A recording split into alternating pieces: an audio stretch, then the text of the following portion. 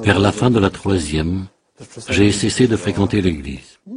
Je n'étais pas fâché avec l'église, je trouvais que je n'en avais pas besoin et tout simplement je m'en suis éloigné. Ensuite, c'était le lycée des arts plastiques, loin de chez moi, puis l'académie des arts plastiques, encore loin de chez moi. Je n'avais pas besoin de Dieu. Je trouvais que j'étais artiste, j'avais ma propre philosophie, ma propre manière de voir les choses. À l'époque, j'avais des problèmes avec l'alcool, je buvais. C'était de sérieux problèmes, mais je pensais que c'était normal dans la vie d'un homme. Ma vie a été douloureuse, mon enfance aussi. La révolte, les pubs, les bars, les discothèques. J'ai manqué les messes tout en disant à ma mère que j'y allais. La découverte de l'Évangile a été un tournant dans ma vie. Ce fut un choc. J'ai compris que la vie que je menais était mauvaise. Bien sûr, je ne pouvais pas changer de vie complètement. Il m'arrivait encore de boire, mais j'ai commencé à réfléchir pour changer quelque chose. Je suis revenu à l'église. Il y eut un moment où j'ai recommencé à communier. J'ai eu l'occasion de prendre connaissance des écrits de sœur Faustine Kowalska. Ce fut alors un retournement total. Je me suis mis à prier régulièrement, entre autres choses, le chapelet à la miséricorde divine et le rosaire, et les fruits en sont apparus très vite. J'ai communié régulièrement, puis de plus en plus souvent. J'ai commencé à demander à Dieu de m'aider à sortir de cette mauvaise habitude, à changer de vie. Au bout de 8 mois, un vendredi saint, j'ai fait le vœu de ne plus boire. À partir de ce moment-là, c'était en 1987, je n'ai plus bu. J'ai arrêté l'alcool et les cigarettes le jour même. Nous étions chez cette tante. Elle priait le chapelet à la miséricorde divine. Ma tante, que faites-vous? Tu vois, je prie. Est-ce que je peux prier moi aussi? Je m'agenouille dans la cuisine. Nous avons pris la moitié du chapelet car j'ai commencé en route. J'ai beaucoup aimé Jésus sur la croix. J'ai demandé à ma tante de me donner cette image. J'ai fixé mon regard sur Jésus. Il était couvert de sang. J'ai entendu dans mon cœur, je t'aime, regarde ce que j'ai fait pour toi. J'ai répondu comme si j'étais une enfant. Je ne savais pas. Et j'ai commencé à pleurer. Tout a commencé comme ça, une telle expérience de ce grand amour de Dieu à travers le chapelet à la miséricorde divine. J'ai prié seulement la moitié du chapelet et Jésus a eu pitié. Quand j'étais petit, ma mère m'en parlait de Jésus. Je savais que les hommes l'ont cloué sur une croix et qu'il est ressuscité. Mais je ne connaissais pas Dieu. Ma vie n'était pas intéressante. Il y a eu beaucoup de mauvais.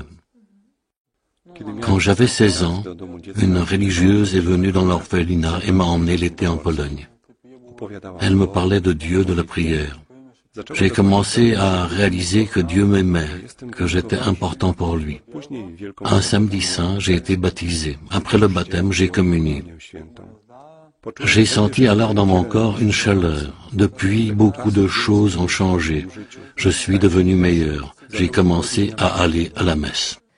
Ainsi, ma vie a changé. Au lieu de sortir le soir dans des pubs, je restais assise dans mon fauteuil pendant des heures. Je lisais le petit journal de Faustine. Il y a dans ce livre un très beau passage. Peut-être je m'arrêterai avec ce passage. Le Seigneur Jésus dit à Faustine, si je te découvrais toute la misère que tu es, tu mourrais de peur. Mais c'est parce que tu es une si grande misère que je t'ai découvert tout l'océan de ma miséricorde. Ce qui est le plus beau, c'est la fin. Je cherche et je désire des âmes comme la tienne.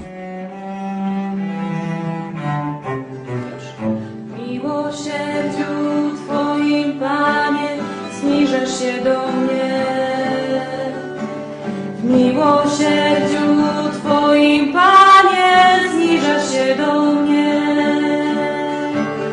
W miłosierdziu Twoim, Panie, zniżasz się do mnie. W miłosierdziu Twoim, Panie, zniżasz się do mnie.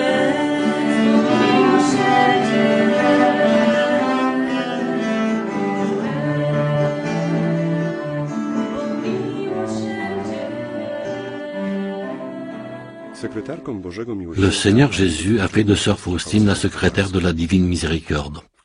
En avril 1935, quand elle priait à la porte de l'Aurore, au pied de Notre-Dame de la Miséricorde et du tableau Jésus, j'ai confiance en toi, elle a entendu ces paroles.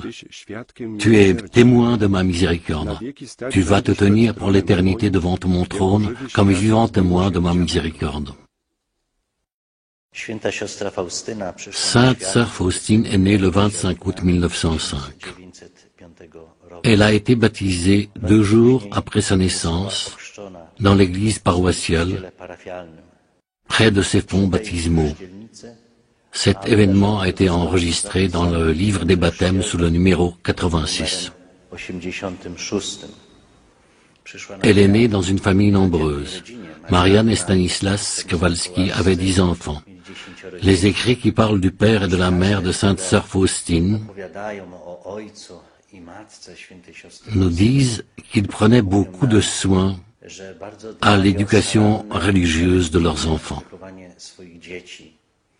Le père de Sainte Sœur Faustine priait avant le lever du soleil à haute voix. Et souvent la mère essayait de le calmer. « Tu vas réveiller les enfants, prie un peu plus bas. » Il n'en tenait pas compte car il savait que c'était aussi une leçon de foi et de patriotisme. C'était des temps très difficiles pour la Pologne, ceux de l'occupation. Les Russes voulaient dénationaliser notre nation et prendre ce qu'elle avait de plus précieux. Mais dans la maison de Faustine, où sans cesse on priait Dieu, on espérait. Hélène voulait entrer au couvent, mais ses parents n'ont pas accepté. Dans cette situation, elle est partie et a commencé à travailler à Łódź, où elle tenait une maison et s'occupait des enfants. Au cours d'un bal en juillet 1924, elle a aperçu Jésus supplicié qui lui a demandé « Jusqu'à quand vais-je te supporter et jusqu'à quand vas-tu me décevoir ?» Bouleversée par cette vision, elle a quitté tout de suite la soirée et s'est rendue à la cathédrale de Saint Stanisław Kostka, à Łódź, pour demander à Dieu de lui faire connaître le chemin de sa vie. Ayant entendu « Pars pour Varsovie, là tu entreras au couvent », avec une seule robe, sans rien, elle est partie pour la capitale. Sœur Faustine Hélène Kowalska est arrivée pour la première fois dans cette maison en 1924. Elle a demandé à être admise dans notre congrégation. Au cours de la conversation, la mère supérieure lui a dit d'aller demander au maître de la maison s'il l'acceptait. Hélène a compris qu'il s'agissait là de Jésus. Elle est allée à la chapelle et lui a posé cette question. La réponse a été « Oui, je t'accepte, tu es dans mon cœur ». Lorsqu'elle est revenue voir la mère supérieure, elle lui a raconté ce qui s'était passé dans la chapelle. La mère supérieure lui a répondu, « Si le maître de cette maison t'accepte, moi aussi je t'accepte. » Comme Hélène était très pauvre et qu'à l'époque on exigeait une dot, elle a dû travailler encore pendant 1 an dans une famille riche près de Varsovie. Le 1er août 1925, elle est entrée dans notre congrégation. Au bout de 3 semaines, Sœur Faustine a décidé d'entrer dans un couvent plus strict. Mais durant une conversation avec Dieu, elle a aperçu le visage supplicié du Seigneur Jésus qui lui a dit « Tu me causeras une telle douleur si tu quittes ce couvent. C'est ici que, non ailleurs, que je t'ai appelé et je t'y ai préparé de nombreuses grâces. » Un jour, comme nous le lisons dans le petit journal, Sœur Faustine a demandé à Jésus « Pour qui encore dois-je prier ?» Jésus me répondit qu'il me ferait connaître la nuit suivante pour qui je devais prier. En un instant, je me trouvais dans un endroit brumeux, rempli de feu, avec une multitude d'âmes souffrantes. Ces âmes priaient avec ferveur, mais sans efficacité pour elles-mêmes. Nous pouvons seulement les aider. Et je demandais à ces âmes quelle était leur plus grande souffrance. Elles me répondirent d'un commun accord que leur plus grande souffrance était la nostalgie de Dieu. J'ai vu la Mère de Dieu visitant les âmes au purgatoire. Elle leur apporte du soulagement. J'entendis une voix intérieure qui me disait « Ma miséricorde ne veut pas cela, mais la justice l'exige. » Le 23 janvier 1926, Hélène Kowalska part au couvent de Cracovie-Łagiewnicki. Dans cette maison de la congrégation, elle a reçu un habit religieux et le prénom de Marie Faustine. Après avoir terminé le noviciat et participé à une retraite, elle a prononcé ses premiers vœux de chasteté, de pauvreté et d'obéissance. En 1930, Sainte Sœur Faustine arrive à Płock. Elle y est restée plus de 2 ans. Elle a travaillé dans la cuisine, au fourni et à la boulangerie. C'est à Płock que le Seigneur Jésus lui a ordonné de peindre un tableau avec l'inscription « Jésus, j'ai confiance en toi » et a exigé d'instituer la fête de la miséricorde divine. Dans le petit journal, à la date du 22 février 1931, elle a noté les paroles suivantes. Un soir, quand j'étais dans ma cellule, je vis Jésus vêtu d'une tunique blanche, une main levée pour bénir, la seconde touchant son vêtement sur la poitrine. De la tunique entr'ouverte, sur la poitrine sortaient 2 grands rayons, l'un rouge, l'autre pâle. En silence, je fixai mon regard sur le Seigneur. Après un moment, Jésus me dit, « Peins un tableau selon l'image que tu vois, avec l'inscription « Jésus, j'ai confiance en toi ». Je désire que l'on honore cette image d'abord dans votre chapelle, puis dans le monde entier.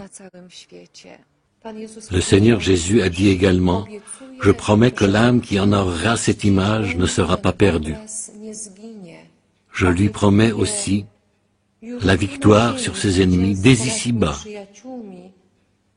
et spécialement à l'heure de la mort. Moi-même, je la défendrai comme ma propre gloire.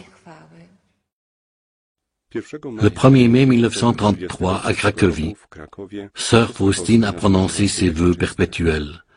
Après cette profession, elle a noté « Je suis en lui et lui en moi. Dieu envahit tout mon être. » Ensuite, elle a été envoyée dans une maison de la congrégation à Vilnius. Sœur Faustine arrive à Vilnius où elle va habiter dans une petite maison à Antokol. Elle s'occupait du jardinage et d'autres travaux et c'est là qu'elle a rencontré l'abbé Sopocko. Il est devenu son confesseur et directeur spirituel. Par son intermédiaire, elle a fait connaissance d'Eugène Kazimierowski. Et ce tableau a été peint ici, dans cette maison, par Eugène Kazimierowski. Je pense même qu'ici, dans notre chapelle. Quand Faustine a vu le tableau peint, elle est devenue très triste et s'est plainte à Jésus. Seigneur, qui te peindra aussi beau que tu es en réalité? Alors elle a entendu, la grandeur de ce tableau ne réside ni dans la beauté des couleurs, ni dans le coup de pinceau, mais dans la grâce que je donnerai à travers lui. À plusieurs reprises, Jésus a dit à Sœur Faustine que ce tableau était un outil par lequel il voulait donner des grâces.